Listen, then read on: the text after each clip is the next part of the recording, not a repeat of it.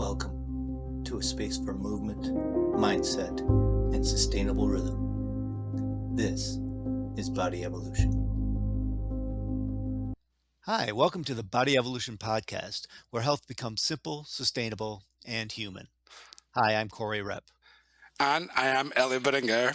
And we break down fitness, nutrition, habits, and energy through one lens, what really actually works in real life. And in the last episode, we were talking about strength and muscle and why building a strong body is one of the best investments you can make for long-term health and for longevity. But today we're going to continue this discussion about this pillar of fitness, but from a different angle. Not focusing on strengths, but focusing on endurance and energy. Right. Because when we talk about movement in general, not just fitness, but movement in general, the best exercise for your health is probably not about intense workouts or even complicated training plans. It's about just moving in general and just something as simple as walking and the energy systems that we stimulate and how it works for us. So as we get into this, let me ask you a question. Why do you think why do you think the simple movements like walking and things like that become a major focus in now modern health science versus all these workouts and everything else? Why is walking now a bigger focus lately? Well, as we were talking in last episode about movement and strength, walking is the main fundamental of humans. It's like for moving around. And as we talked in the past, we were walking so long distances in the past, and we were hunting and doing recollecting food and looking for water. So our bodies have been built for moving and moving and keep walking is like the most simple thing, but that's we were built for. And lately all these science have been doing this research that they found that aerobic fitness and the metabolic health are very important, but it's about these small things about movement and walking. And we have evolved for this. We evolved to frequently move through the days. And these days, the big problem we're talking about, we should not be talking about walking, but we have to. Why? Because we have sedentary lifestyles that they have disrupt all this natural rhythm of the body and this natural way of living that we have in the past for all the commodities we have these days. So walking and like movement, like picking something, pushing something, like very like things, they really help to restore and keep our activity levels in a good position, in a good level. That is the natural way it will be for the body. So the aerobic capacity is one of the strongest predictors too of longevity. If you mix them with muscle and strength, moving around is so important for our metabolic health. So there are simple things that we can relate, even for nutrition. If you have issues with pre-diabetes or insulin issues, one of the best things you can do is just go for a walk after a meal. Like go walking, you have a meal, and instead of going for the nap, sometimes we have to take the nap, but or instead of just sitting down and relax, you can just go for a small walk of 10 minutes, and it will help you regulate all those spikes of insulin, the glucose levels, and it will help even to the digestion, not to go do hard work, just a gentle walk around. And even these activity levels will improve your sleep cycles because you are spending in a very gentle way energy through the day. And if you are going to the walk, for sure you're getting some sun and a little bit of air, fresh air. So it's so important these days. And we have missed that natural rhythm that we were built up. And here we have some studies that have shown how low intensity activities, not just to make isolated workouts, this low intensity activity is very important. So today we walk like 3,000, 4,000 steps, average. There is people who even walk less. And in the traditional, we were talking in other episode, is that we do 12,000, 18,000, 20,000 steps a day. That was like the normal lifestyle. And these studies that they have done, we have the one of meta-analysis from the Lancet Public Health found that around 8,000 steps is associated with a 50% lower mortality risk compared with roughly 4,000 steps. So imagine going just increasing from 4,000 to 8,000 steps will reduce 50% of risk of mortality. And the research says with NEAT that it's so important that non-exercise activity thermogenesis will boost while you keep on doing this activity. So you're burning more calories.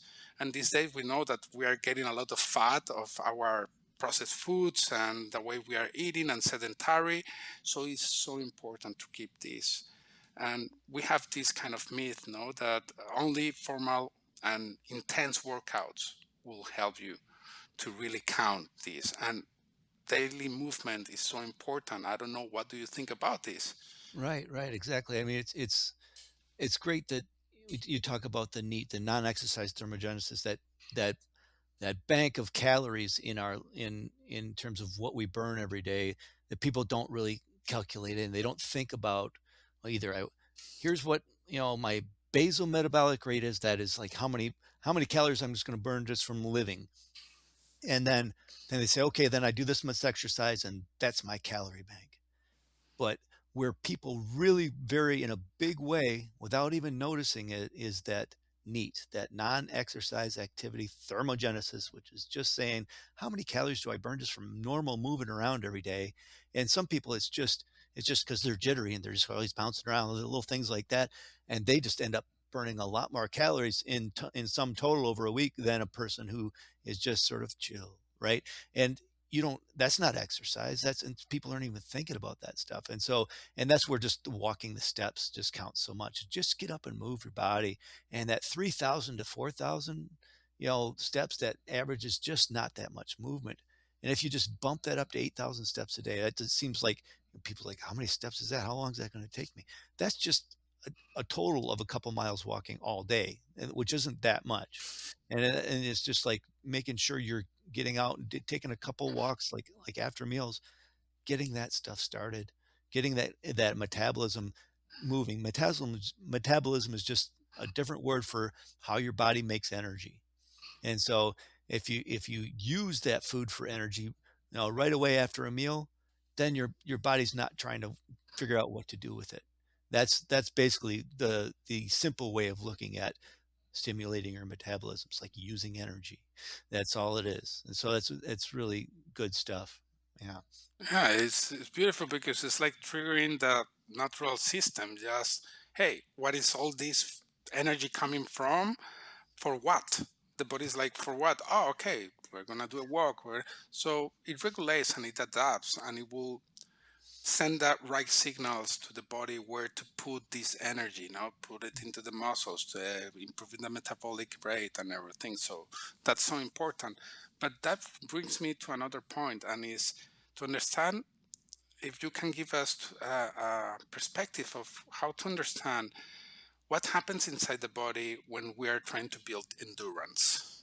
Right. And I'm not going to get too technical here, but it is important to understand basically how our body works when we talk about what aerobic capacity is.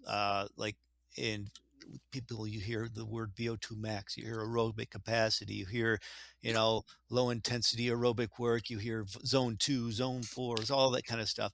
And so let's go into just a little bit about what that means. And so aerobic capacity is basically how efficiently your body uses oxygen, like aerobic meaning with oxygen. So how well do you just use oxygen? Because oxygen, along with fat and other things, is how our body produces energy. We need oxygen to live, and that is energy production at the cellular level uses the oxygen from your blood. And so how efficiently your body does that, that's your aerobic capacity. Some people, and there's these things in your cells called mitochondria, and that's produces the energy and within the cell, and that the amount of mitochondria, the efficiency of the mitochondria, the types of mitochondria, and the enzymes within your cell, all those little things are how efficiently your body uses that oxygen and the other fuels in your body, the fat and the ketones and the glucose in your blood, how efficiently your cells use those things for energy. But mainly when you talk about aerobic capacity, it's talking about the oxygen use. And so we practice that by challenging our cardiovascular system. And then the VO2 max, which is another measurement of aerobic capacity, that is the maximum that you're able to use in any given time of oxygen. So if it's about intensity more so. It's like if I really had to sprint really long, how long before I'm completely out of breath? How long before I can't burn any more oxygen for energy? That is what VO2 max is. And that is something that, well, I don't ever have to do that. I'm not like a professional athlete. It is still a measure for it creates sort of a buffer for your body to in terms of your efficiency for using oxygen. So that's the maximum amount of energy your body can use during exercise. So the better the body uses oxygen, the more it can produce and sustain, that kind of effort. And so that is just our ability to live, our ability to stay active, our ability to use our bodies. The better we have expand that ability to use energy, the more capacity we have for in our lives for activity and for longevity throughout our life. And so there's different things that we always want to talk about how these things relate to different pillars. And so nutrition influences this whole thing just by talking about the available energy. So if you're eating the correct amount of carbs versus fats versus proteins and things like that, your body knows it's got the fuel to burn and the ability to use that energy in different ways, different mitochondrial density, the different ways that your body burns the energy within each cell is affected by the type of food and the way you handle your diet as well. And always, as always, sleep and recovery, when our body makes these adaptations, if we're challenging our aerobic system or we're trying to make changes, our body only adapts when we let it rest and recover. Not when we're under stress or all tense, then our body doesn't adapt as well. Or when we're not getting enough good sleep, our body won't adapt as well. And those things, so all the adaptations we want to happen in our body all happen while we're resting, while we have a regulated nervous system. And so those things are very important. Um, so how does this really affect our body? And really, where does it what does it do in the long run? So why do I want a higher VO2 max, for instance? And studies really show, and there's been a lot of studies about aerobic capacity and longevity and things like that. So it's very strongly associated with lower mortality risk. And you talked about that, the meta study about the number of steps, just going up to 8,000 steps, 50% reduction in mortality risk. That's huge. And that's, way more than blood pressure. That's way more than smoking even. I mean, just being active, it's so much more important than some of these measures that we know are great effects on our health. And there's a famous study from the Cooper Clinic that had 120,000 participants, so it's a very big study. Higher cardiorespiratory fitness dramatically reduces the risk of cardiovascular disease and death. So not only does it, well, I mean, it expands mortality because it reduces risk, partially, but also because it promotes health, and so your longevity and your ability to use things for a long time. But it waylays the cardiovascular disease. It helps your blood vessels be that much more healthy and resilient. And so the cardiovascular disease and death are very much lowered. And we all kind of know that through just throughout our lives. Healthier living, better heart health, things like that. So you get a stronger heart muscle, you get better blood flow, you get all these things, and broader vascular system, because when you have more demand for oxygen in your cells, your vascular system proliferates. You get more microvessels that deliver all that oxygen to the areas in your body. So all of these things, cardiorespiratory fitness is one of the strongest, as strength is a very strong predictor of lifespan. Um, VO2 max is really one of the most powerful biomarkers of longevity, but also your general aerobic capacity, which is a broader base, is a strong predictor of longevity as well. Yeah, and I love what you just said, and I just want to explain one part so people understand better this VO2 max. So when you are inhaling oxygen, when we are breathing, our lungs doesn't get 100% of what you inhale of oxygen. It gets a percentage, can be 50%, 20% of the oxygen you are inhaling. And when we push hard to do like a sprint or something that we have to rush and we're doing in the bicycle or something that demands a lot of oxygen to our body. So VO2 max is how much more than that normal breath when you are in that heart rate that is pumping hard and everything, how much oxygen your body is able to, your lungs are able to absorb, to distribute into the muscles. Right. And it's so important to understand that because one of the aspects that happens is that uh, when you improve your VO2 max, it means you are absorbing more oxygen from that breath. Yeah. So even you can keep your heart rate a little bit slower instead of going up, because if it's very low the amount of oxygen coming in, your heart have to go harder to try to put that oxygen into the muscles. Mhm. So the better you improve your VO2 max, you will see that when you push hard, your heart rate's gonna keep a little bit more steady, a little bit more down, because with each pump is putting much oxygen into the body. Right. So it's one of the things that helps to understand how this VO2 max is important when you are trying to train for Yeah. sprinting or something like that. And the way we breathe is so important too. So we should try to breathe as much as possible through our nose and not through our mouth. And the better you improve this, the easier it is to keep a steady breathing by the nose. So it's very important, this oxygen system. I wanted to add that Yeah. to No, understand. it is a good explanation. What you add there is basically saying how efficient our body uses the oxygen, both so our lungs get more efficient because we add this vascularity of like the blood that goes to the blood system that goes to our lungs to get the oxygen. They add more little capillaries around each part of your lungs to get more oxygen out of it. And then at the delivery end, and when it goes to say the muscles or other tissues in the body, there's more capillaries to deliver more oxygen, so you get that much more efficient in your blood system. So you're, like you said, your blood doesn't have to pump as much because it's carrying more oxygen more efficiently, Less and so stress, less there's less stress to stress on the, the heart. Yeah, yep, yes. exactly. Yeah, beautiful. So where does this actual energy actually get made in the side of the body? Like, okay, we talked about delivering oxygen. I touched a little bit about it. So why don't you go a little bit deeper into how energy actually gets made in the body? So our production of energy comes from mitochondria.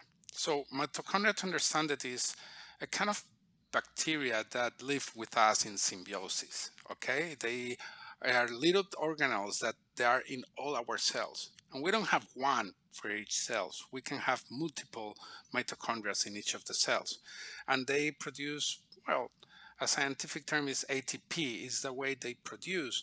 And this product of creating the energy in these little organelles, they produce some oxidation too in the process.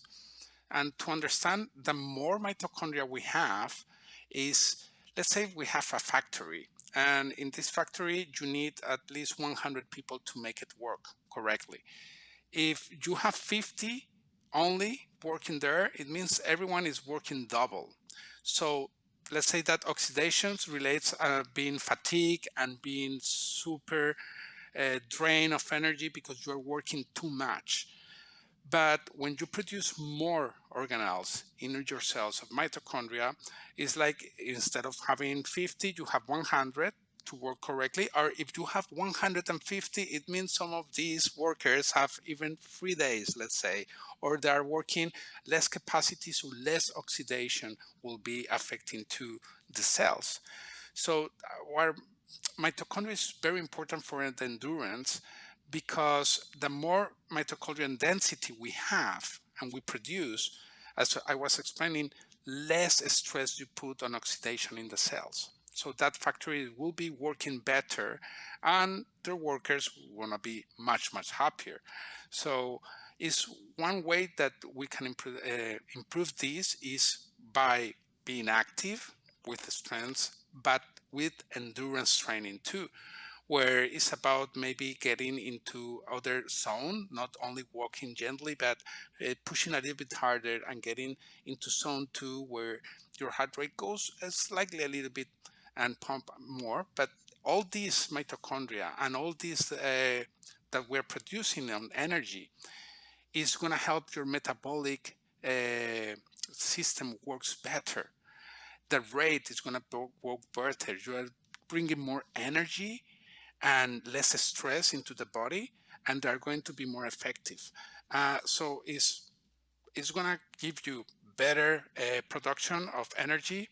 It's going to create metabolic flexibility, because we're talking about aerobic, but there's another side that is when we need to do like some strength training. Usually you are not using too much the aerobic, but anaerobic energy. And in this case, when you learn how to switch fast from one to another, that's part of the metabolic flexibility. And with time, with this mitochondria, it will create better endurance for your body.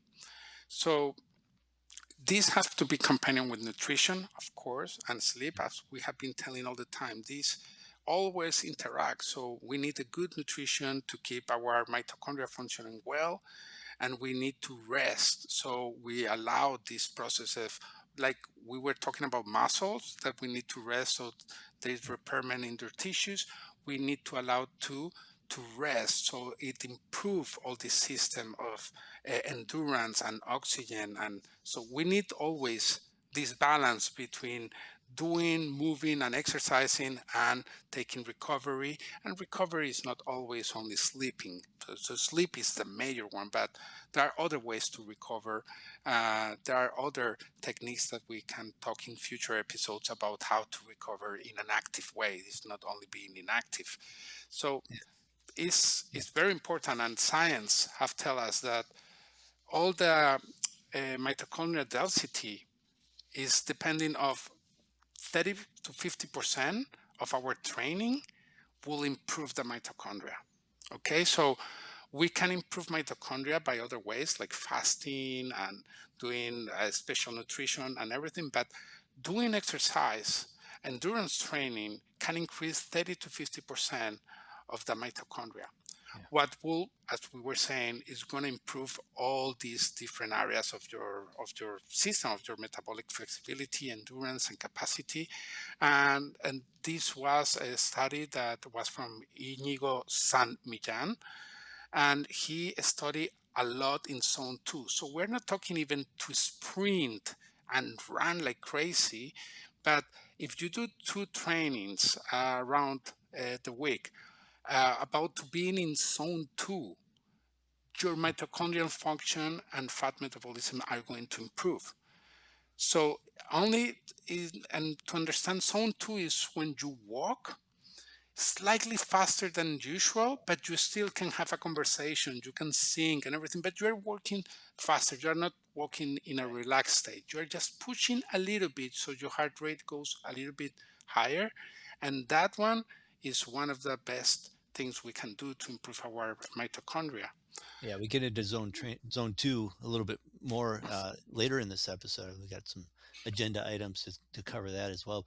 But one of the points that this kind of brings up, this is more for a more general colloquial look at this.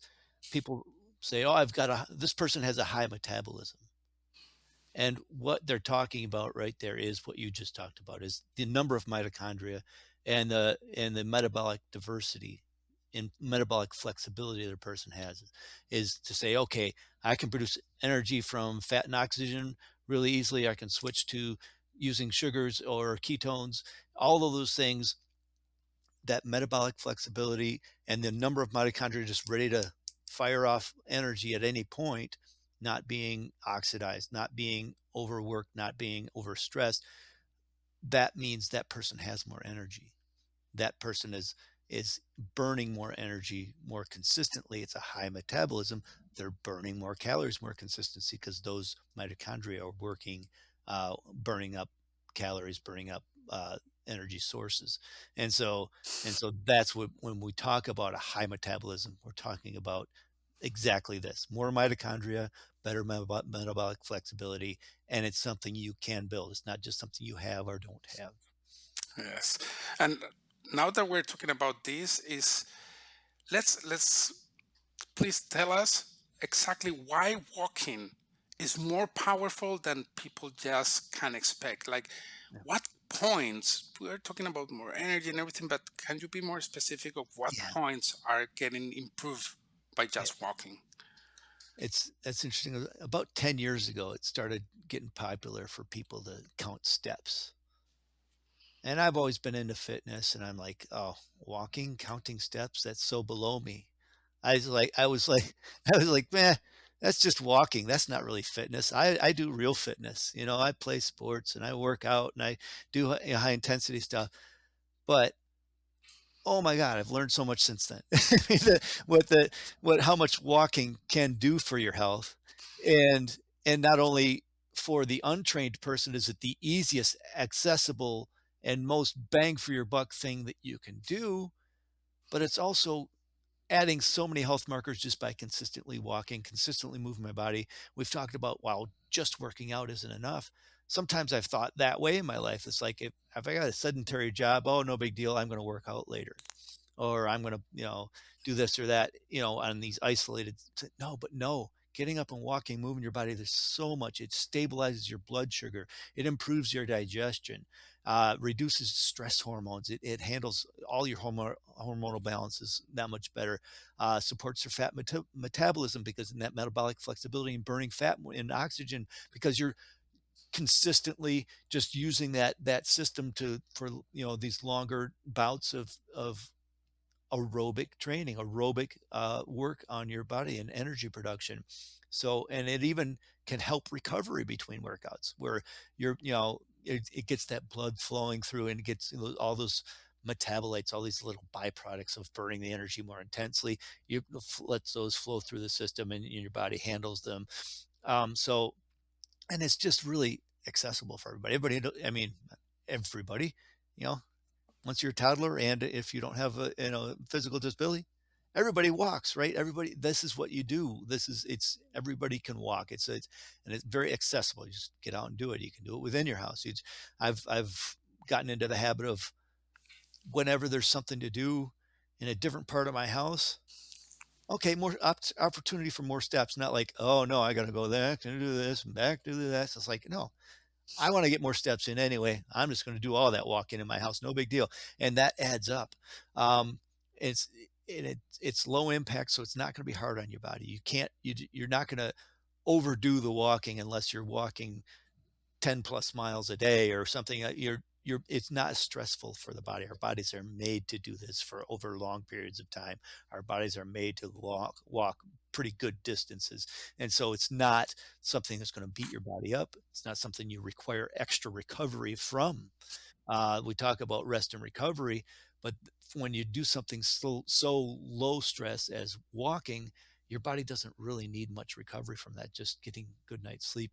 You can walk all day, get a good night's sleep, walk all day. Not a real big deal. So always moving.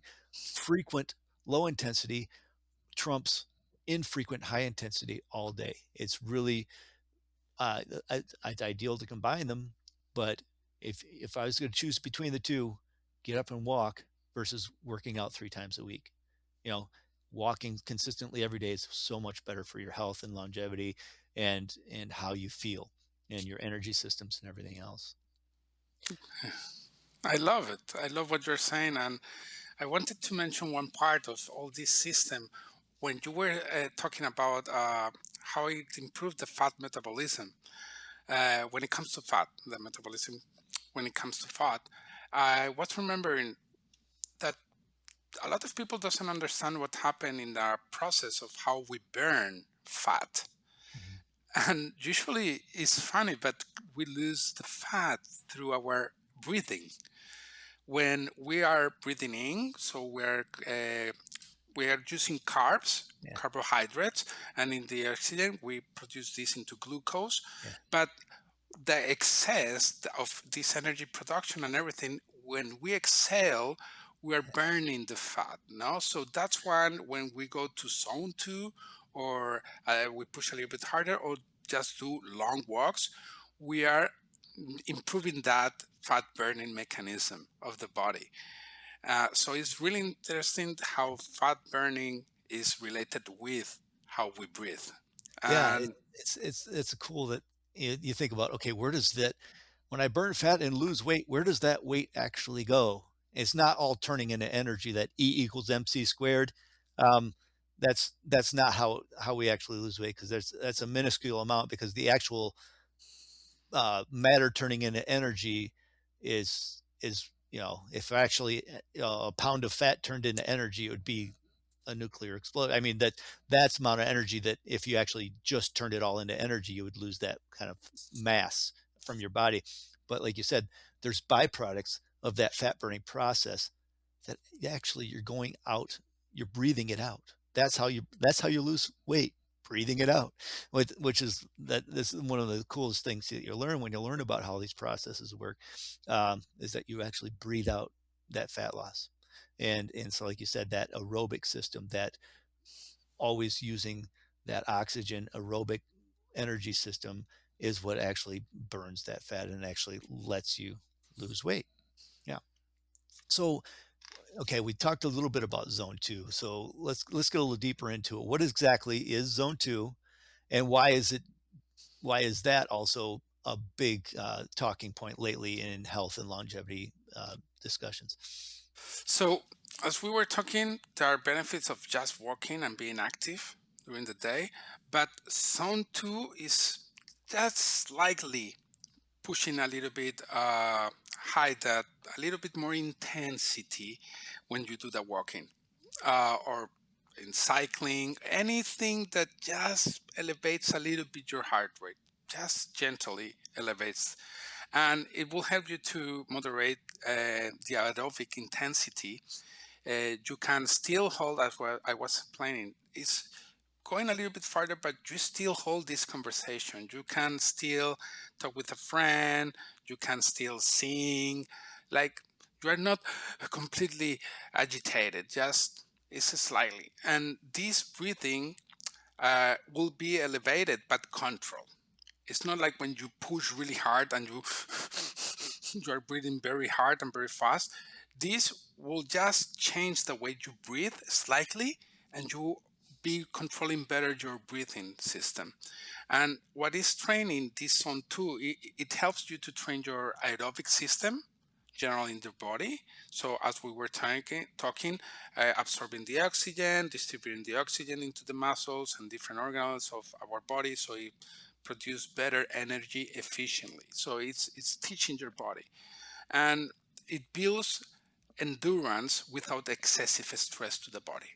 So you're building endurance and you're helping your body to maintain a better endurance and go for longer time without the excessive stress when you do sprints or something like that. So you don't need even like too much recovery time for zone 2 exercise. And at the end, it's improved the fat oxidation, as we were explaining before. You will burn a little bit more fat, improve this system. It's gonna bring you more metabolic flexibility. It will increase in zone 2, as we were saying, it will increase the mitochondrial function. And overall, it's going to improve the cardiovascular efficiency of your body. Less stress for your heart, but you're pumping better the oxygen around, you're oxidizing better the fat. So it brings a lot of benefits. So Mhm. we have to understand that zone 2 is really important. Like after walking, zone 2 is one of the things we should try to do more frequently, because it will help in so many areas, and it's easy. You don't have to push, and anyone can try to put their heart rate in zone 2. Yeah. It's very easy. It doesn't matter in what position you are and everything. You can do it cycling. You can do it doing a little bit of even. You do a slightly jumping jacks, or a small strength training, but a little bit more intense instead of slow. You can improve. So you can get zone 2 in different areas, in different ways. But what we want to maintain is a good breathing pattern, so we control our breathing, and we want to always keep ourselves in check, that we are in that part, that we're not super relaxed, but we're not going too intense, that we're entering zone 3 where it's a little bit more intense, and it's going to be harder for keep a conversation, harder to think, everything. So zone 2 is just slightly to move more than in a relaxed walking when you go to a park or something, and so it's a little bit more intentional. Yeah, it's a little more intentional, and it's basically we're getting all the benefits of the regular just walking, just movement, right? It's which is kind of the use it or lose it kind of state of things. You're walking, you're using your whole body, and you have all that, fat oxidation, metabolic, mitochondrial function, things like that. There are some benefits to the walking, and so they're the baseline benefits. What zone 2 does is steps all that up, because it just adds that little bit of a challenge to your system that forces a little bit more adaptation, right? So that's really what we're getting into with the zone 2. It's just a little bit of more intentional, a little bit more intensity to really challenge the system a little bit and really push those adaptations a little bit more. Okay, so now that we have been going through walking, zone 2 and everything, Corey, what someone can do in a simple way and a realistic way that is aligned with our lifestyles and everything, something realistic Yeah. that they can start doing now Mhm. that will help them to improve their endurance. Right. Yeah, it's not something that you have to do constantly, like we talked about every day for several times a day, getting walking and movement. That's part of, and what you can do is just boost up a few of those here and there to turn into zone 2 sessions, basically 2 or 3 a week at 30 to 45 minutes a time, just to get that consistent elevated heart rate, just to get it to be a challenge over a period of time. So, if you're doing a more intense walk, or adding some weight to your body when you walk, or getting on a bicycle and going a little bit faster, and getting that heart rate up, like you said, just a little bit up, but 30 to 45 minutes in a session will really do it. And that seems like a trial, but that's your standard steady state cardio. Yeah, you get on a treadmill, you go a little bit faster, or you get on a bike, or just getting outside, the best way to do it. Dancing, just have fun doing it. Anything you can do to have fun, right? I know you're a dancer, Elliot, you're the man. But so all of these things, rowing, hiking, easy jogging, some kind of sports that you like that sort of keeps your heart rate up over a period of time. All of these things are really great. And if you do that 2 to 3 times a week, 30 to 45 minutes a time, that will really increase all of these functions, all that metabolic function, the fat burning, the increased metabolism, all those benefits will really will go with that kind of regimen. So you don't have to overcomplicate it. It can be simple. It's just keeping that regular motion that you add to your life, and in whatever way you do it, whatever way you enjoy it, and just adding a little bit of intensity once in a while, just to get that up there. You don't have to kill yourself. It doesn't have to be like you said, you want to get up into that zone 3, zone 4 all the time, to where you're just like feeling like it's torture. I used to think that running was torture because I always pushed myself. I was always competitive with myself. And so just going out for a jog was never a thing for me. It was just like, well, I've got to try to make a good time. And so I was always up in that zone 3, zone 4, just struggling through it. You don't have to struggle through it to get the benefits of the zone 2 training. It's not a struggle. It's just adding that intensity. Like you said, you can still kind of hold a conversation. You can still maybe sing a song. It's just you're just breathing a little heavy through it, and that's the way to do it. So we just talked about those going into zone 3, zone 4, where it does get a little bit of a struggle, and those actually fit into function as well. You want to be able to push that, and we talked a little bit at the beginning of what VO2 max is. So where do the higher intensity workouts like high intensity interval training fit into the picture? So that's so important because, as you see, we have been building, like, we have the walk, then zone 2, a little bit more intensity to keep, but where you're still not stressing enough the body and everything. So this will improve a lot of areas of your metabolism, your energy production, your hormones, balance, and everything. But it's good, and we have built this body from evolution. We need some moments of higher intensity. So in the past, our ancestors, that higher intensity were coming when they were in danger. There was an animal around, something was happening, and you needed to run. Or, hey, someone is going to fall, we have to run. Like, you need those moments to be able to put your body into high intensity. But it should not go like super high in keeping yourself, like, one of the things is marathons and all this is good to be steady. You cannot maintain a super high intensity for 1 hour. It's something that is for a few seconds, for a few minutes that you can do it. So zone 3 and zone 4 have a lot of benefits. And there are different ways to train it. But one of my favorites is HIIT. Why? Because you have a good ROI. You have a good return of investment of your time to improve your body. Okay? And one of the major things of high intensity, like when we were talking about muscle, we want to overload. So we want to challenge our muscles to grow a little bit. And the same we want in our cardiovascular. So you are creating a little bit of challenge to your cardiovascular system for a small amount of period of time. That will help you to increase your VO2 max, especially your VO2 max. So when we need it, your body is good to allocate that oxygen into the muscles. So it's creating higher metabolic demand in that high intensity workout. And what is important to understand is that this one, when you're in zone 3 and 4, you cannot have a conversation. Because if you begin to talk, you are not going to keep. So it's important to keep your breathing steady as much as possible, as we were saying before, breathing by the nose, keeping a little bit pushing hard. What is the difference? So in zone 2, you have 2-3 sessions a week. It's great. With zone 3 and 4, it could be between 1-2 sessions max a week. It's because it's very stressful for the body and you have to recover. So 1 session is really good, 2 is amazing.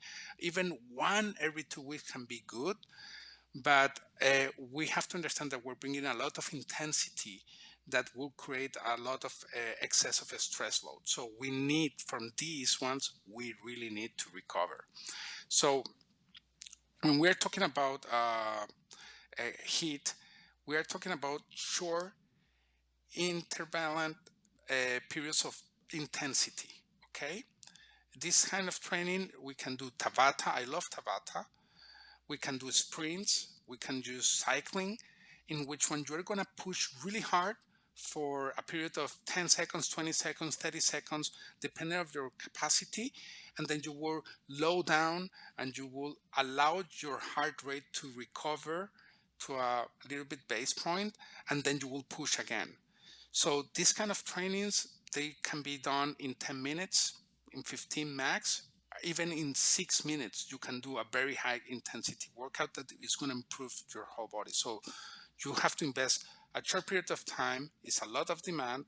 So when you run, do the sprint, you run as fast as possible during 20 seconds. Then maybe you walk for 1 minute or you stop and let your heart rate goes down, and then you repeat it. And maybe you do this 4 or 6 times, and that will increase a lot. It can give you that same amount if someone goes for a fast jogging exercise or running for 1 hour, 2 hours. You can do that in just 10 minutes, 8 minutes, 6 minutes. You can improve your VO2 max too. So I love this.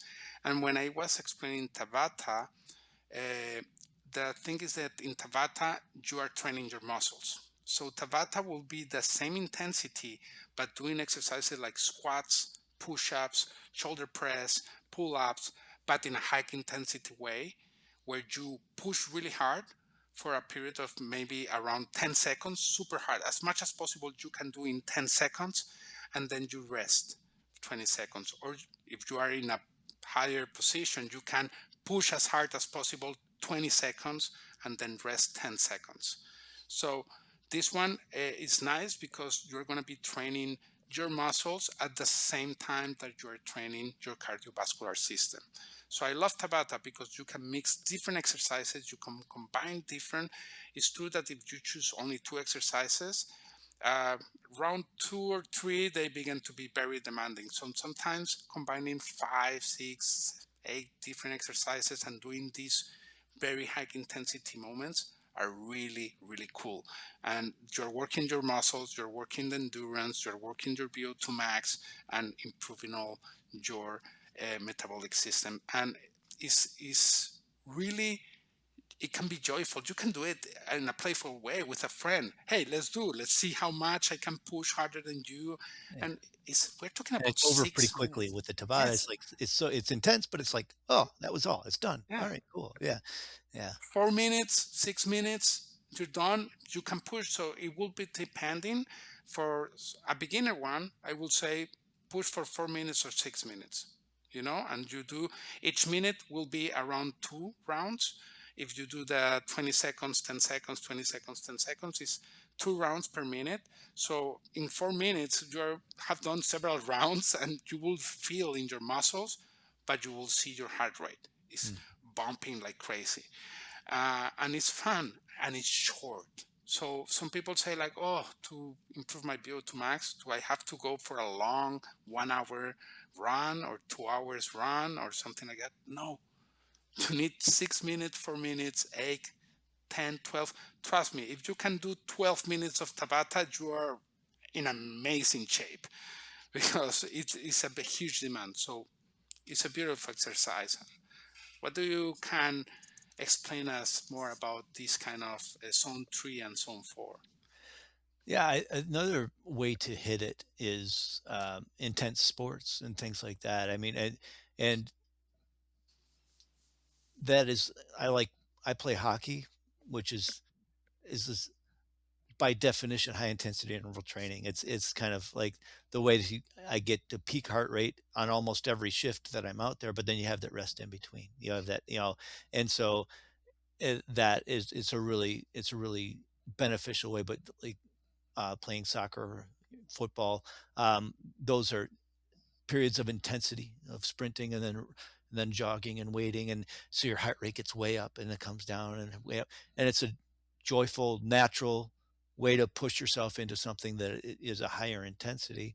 So that's, sports can be a good way to get into that zone 3, zone 4, as well, without having to like get over that hump of, oh geez, I need to push myself, I need to go into discomfort, intentionally, without the side benefit of the joy. So if you can add the joy to it, all that much better, right?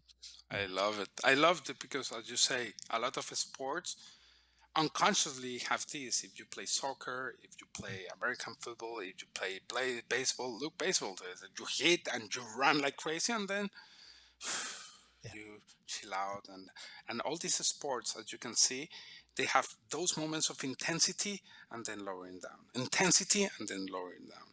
So it's constantly hitting, and that's why a lot of athletes who do these sports, they have so much endurance, Yeah. because the way they play the match Yeah. is always improving their VO2 max Yeah. capacity. Hmm. So to resume, until now we talked like there's the myth that we need to push always intensity because it's always better and push and push. No, we have been talking first, frequent, easy movement, Yeah. walking, an active lifestyle. Second, moderate aerobic training. Zone two, a little bit of push, gentle. Third, and then occasionally we integrate high intensity training.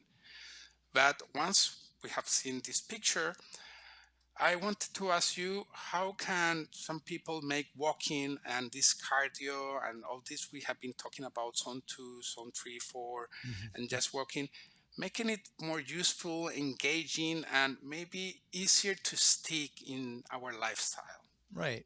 Yeah. So there's a lot of variations we can do. It's like, okay, if you want to go for walks regularly and that's sort of your main function, how do you get better stimulus with just going for a walk, right? Well, you can go hiking, where there's good hills. You can go, uphill. That'll get your, heart rate up to at least zone two for a good decent periods of time.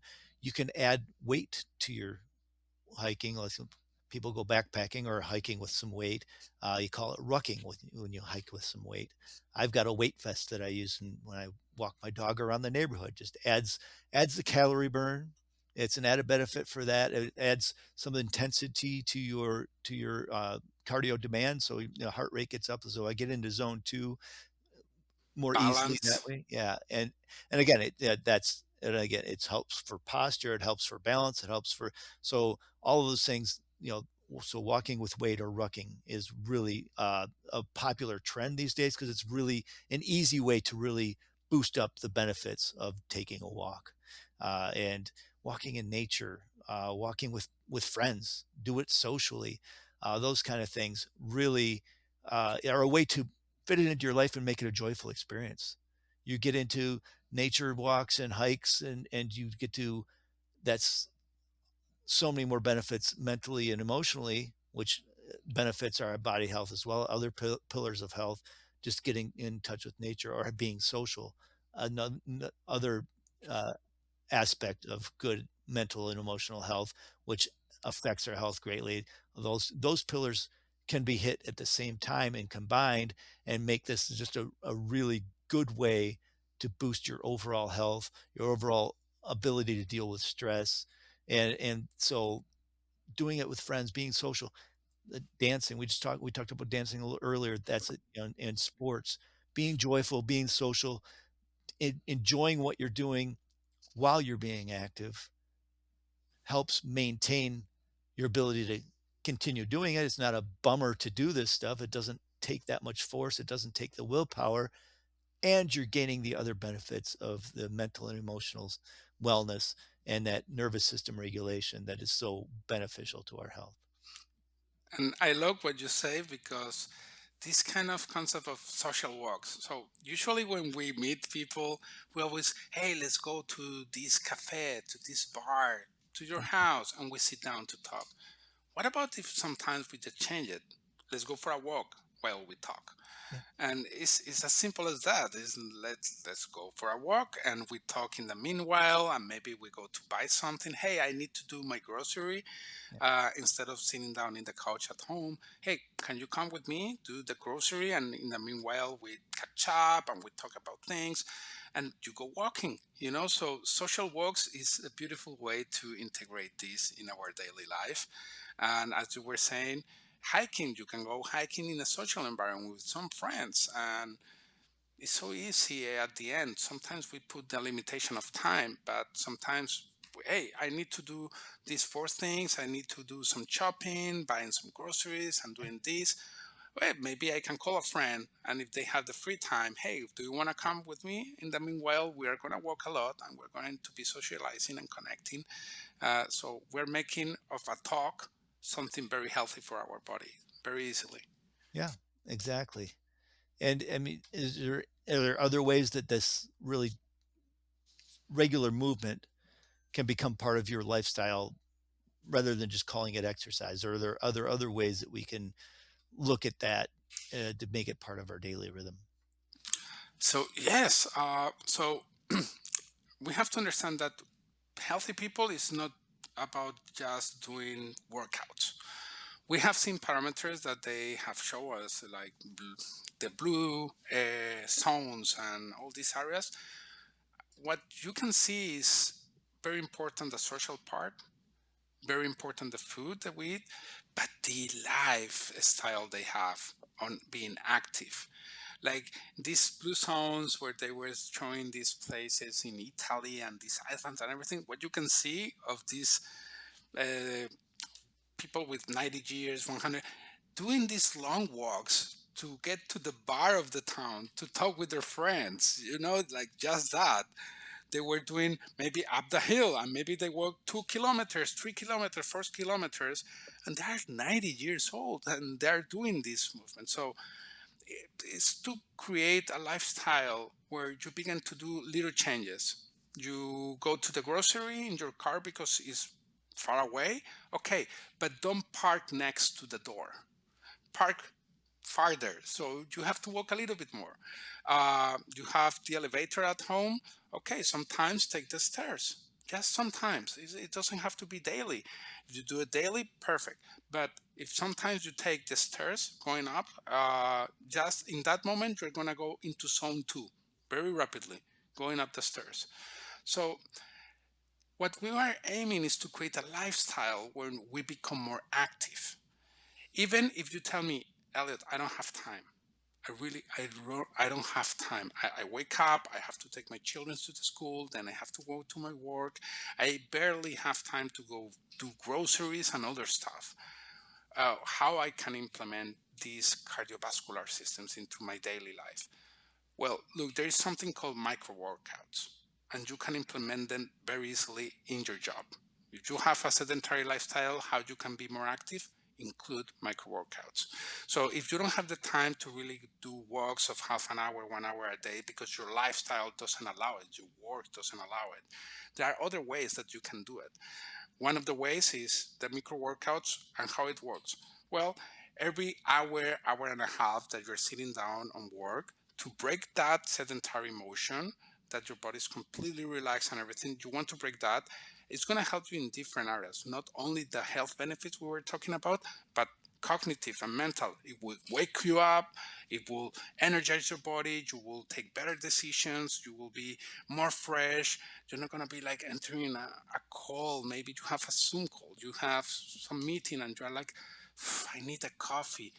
If you just break up 5 minutes and do maybe some squats, very intense, like we were talking about Tabata. If you do like a small Tabata version, 1 minute, 2 minutes, you elevate your heart rate, you are improving that sedentary state. So it's a way to improve your rhythm in the day. So you do maybe jumping jacks, then some squats, then some push-ups.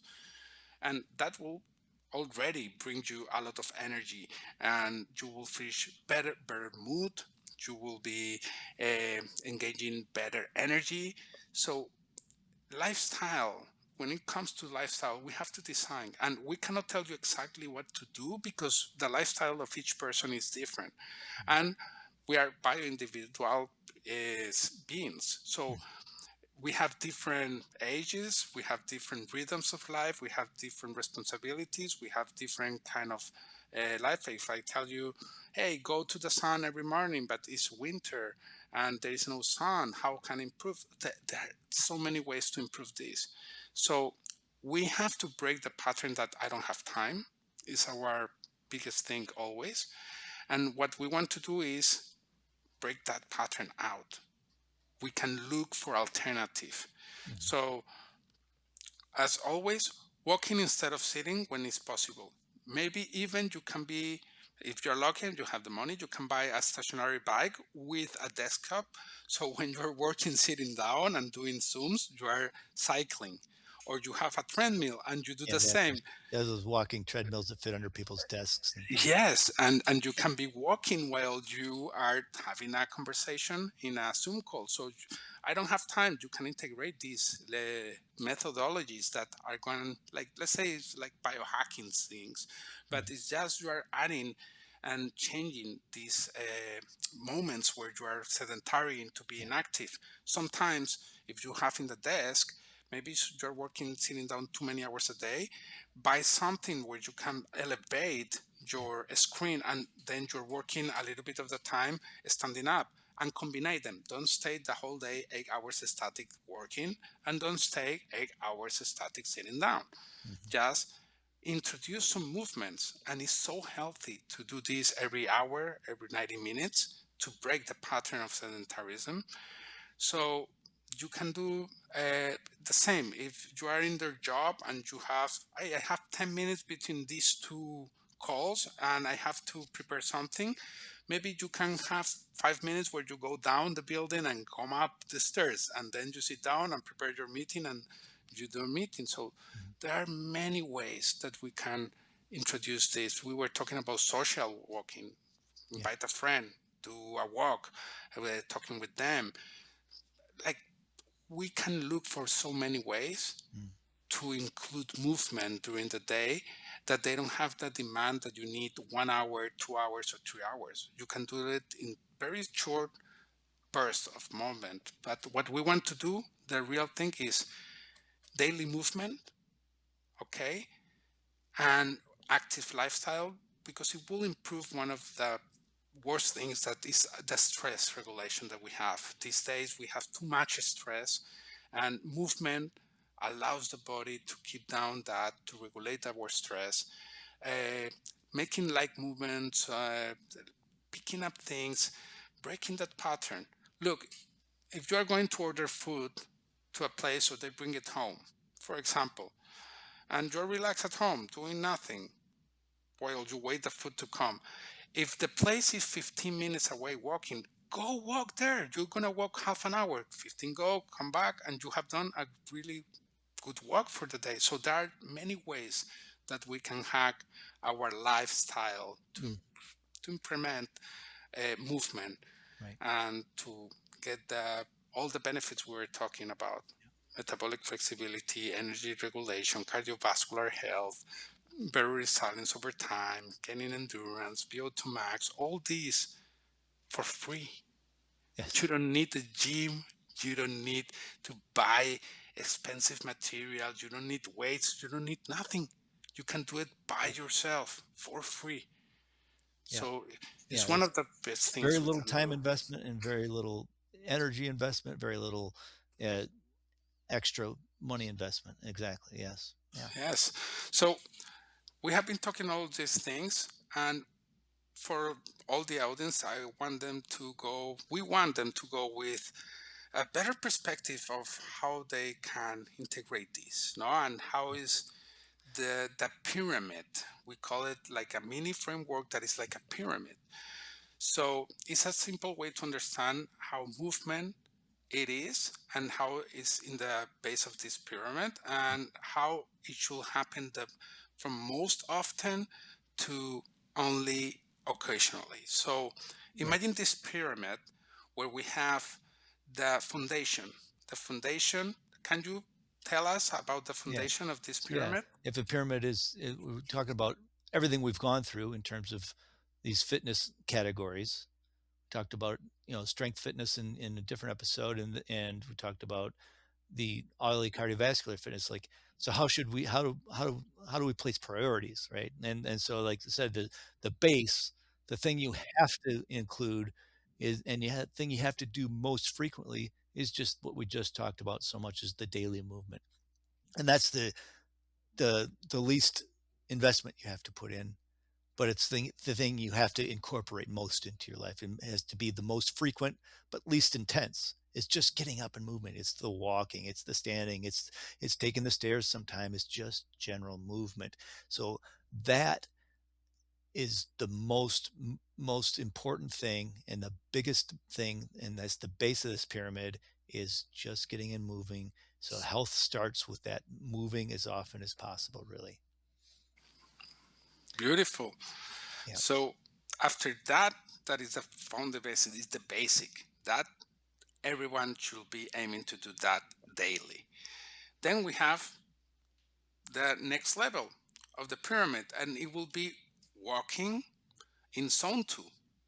So we will be incrementing slightly, as we were explaining in zone two, slightly our heart rate. So we want a brisk walking, we want to do some cycling, some easy jogging, some hiking, going up the stairs. We just want to boost this. And as we were saying, if we do this for half an hour, 45 minutes, it's gonna be amazing for our body.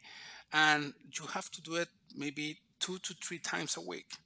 Okay, if you do that, you can do 4 or 5 because you don't need a lot of recovery from these exercises. So the second step is, please, at least 2 3 times a week, put your heart rate into zone two. Right. Get there, get that zone two. Is going to be so engaging for you. What about the next step? The next step up is, and less frequently, but probably just as important for overall health and longevity, is the strength training. And we didn't talk about that in this episode. We talked about that. Go check out our episode 7 if you really want to look at muscles and strength training, and what that benefit is for you. But that is a great benefit for your health, your longevity, and your overall systems and energy, is strength training. And again, these are just basic movements: squats, pushes, pulls, and just generally adding resistance to your motion, and challenging your muscles. And that only needs to be minimum like once a week, but maybe up to 3 times a week, depending on how you structure a program and depending on what your goals are. But 1 to 3 times a week, a little less frequently than the zone 2. So that's a little bit higher up in the pyramid, a little bit more intensity than zone 2. And so that's where this pyramid builds from: more frequency, lower intensity; add intensity, a little less frequency, and that's where we are. And tell us about the top of the pyramid. What do we do for the top of the pyramid? So the top of the pyramid is the high intensity training. Mm-hmm. This is the peak, okay? And this one should be, as we say, one a week. One a week is really beneficial. You can do 2, but no more than 2, because it's going to be too much stress on the body. So max 2, I would say 1 is enough of this one. So here we have the HIIT or interval training in circuits. We have the sprints. So here's when we do like the high intensity, and once a week you can do it. So intensity works best when it sits in a strong basis. And the strong basis is all the steps we did before. So to resume, the daily movement is the foundation. The walking into zone 2 or pushing a little bit higher, it will be like the engine where we're going to improve our energy efficiency. Then we have in the step 3 that is similar to zone 2, but is focused more in the muscles. That is strength training, the one that is going to build the structure. And late is the high intensity. After that, that is the peak. No, it's like to push it. So if you do all these sequence of this pyramid, you are gonna be not just feeling great and super healthy, but you're gonna be looking amazing too. Yeah. It's gonna make you feel powerful, cognitive, and mental health is gonna improve your mood, your metabolism, and you're gonna be a machine of burning energy. Yes. And moving around, and it's going to improve your sleep. It's going to improve everything. Yeah. So as we have gone through this pillar of health and fitness, we've learned that strength builds a capable body, and in a healthy, strong, stable body. Endurance builds the energetic body. It helps that energy system and helps us maintain and build a high capacity for energy. So together between the strength and endurance, we have this great foundation for our lifelong health that's going to sustain us. And like you said, we didn't get into talking about aesthetics too much in this episode, but it's like all of these things, the byproduct is looking great. We talk about this in the health structure, but most people come into the health world just wanting to look better, and but it's so much more about how a healthy body will look better regardless. And that's really what the aim and the focus needs to be on. Yes, it's true. A lot of people is coming always. I want to lose weight. I want to look better. I want to feel better. If we follow what we have been talking about, this pyramid and this daily movement, the zone two, then doing strength training, and then time to time doing some in high intensity, you will lose weight. You will feel much better, and you will look much better. That's the truth. Yeah. So, really, if you like this conversation and it has helped you think about what is movement, walking, what are zone 2, zone 3, zone 4, and how all these uh, puzzle gets together, well, if you have like all this conversation, please follow our podcast, hit the button, or share it with someone that who may benefit from it, and do you think that is going to be beneficial for them. And yes, in next episodes, we will continue exploring these pillars of health and how they come together to support a strong and sustainable life. Exactly. And drop a comment in there. It helps the algorithm, so more people might be able to see this. And we'd love to hear from you. We'll give us some feedback or ask us some questions. Gives us more fodder of what other things we can cover, what other topics of conversation, and how we can help people. Because that's what we're here for, to help people live a better life. And we have some resources in the show description there, and we have our own coaching, which is accessible to everybody here. We're not some like high level Tony Robbins level guy that you're never going to meet personally. If you want to see us for coaching, we're available for that. So we have a body evolution program. It's a group program or individual program if you prefer. You can check it if you want to go deeper with us. You can follow us on social media. All the links are below in the show notes. So see you next episode. Let's do this. See All you. right.